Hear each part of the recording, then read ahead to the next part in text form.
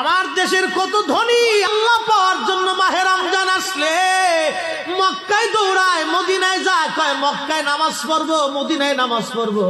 1 রাকাত নামাজে 1 লক্ষ রাকাতের সওয়াব, 1 রাকাত নামাজে 50,000 রাকাতের সওয়াব।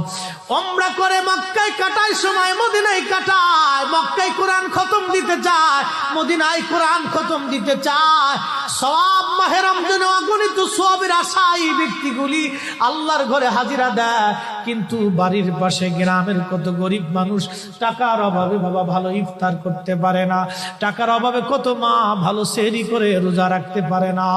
এই ধনীরা এই গরিব মানুষের ঘরে খাবার না দিয়ে আল্লাহরে পাওয়ার জন্য মক্কা মদিনায় দৌড়ায়। আল্লাহ ডাক দেখো, বান্দা একবার মরে দেখ, কায়দা মতো জুতা দিয়ে পিটামো, আমার বান্দারা না খায় ইফতার করবে, আর তুই আল্লাহ পাওয়ার জন্য মক্কায় আইছো, এমন আল্লাহ আমি ধরা দেব না।